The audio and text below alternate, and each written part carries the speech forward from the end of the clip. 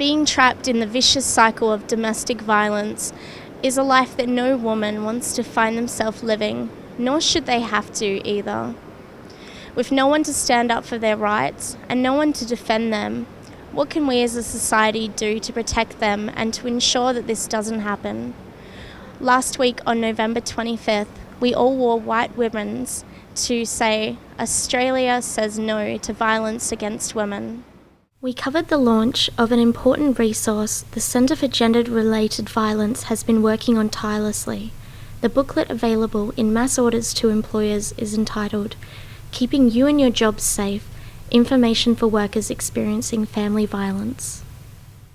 Well, we're here today to launch a particular resource which is actually recognises that women who are experiencing domestic violence are also usually in the workforce, and that one of the first things you need to do to protect yourself from domestic violence is to protect yourself at work, and that there are actually things you can do to make sure that you can disclose to your employer in a way that also protects your job.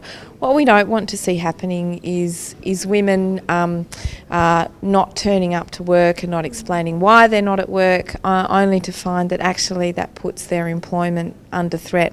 And so there are practical steps that people can take to make sure that they can protect their employment. And they can be simple things like having staff not disclose where you are at any particular time. They can be things like changing your direct line to be a different one. There are any number of kind of quite simple things that you can do to actually help protect yourself at work.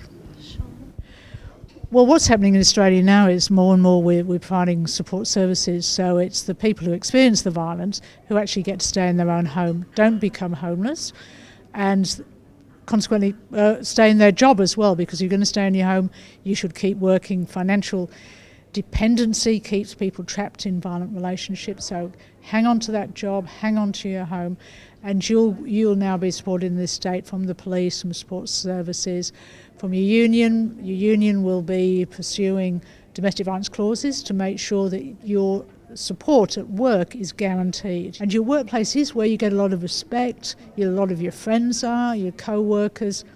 Your workplace can absolutely make the difference for you. So let's make sure that whoever you are, wherever you work and whoever you work for, you can be sure you will get supported.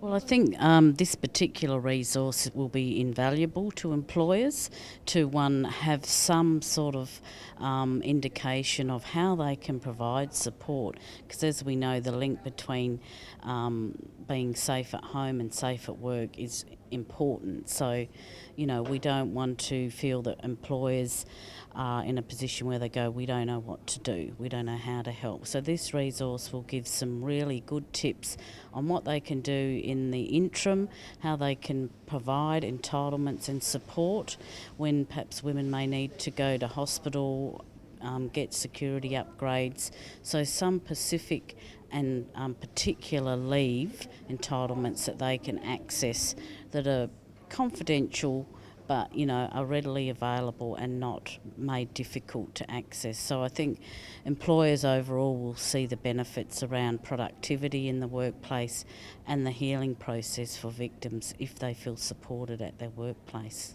This has been Jackie O'Leary reporting for Undercurrent.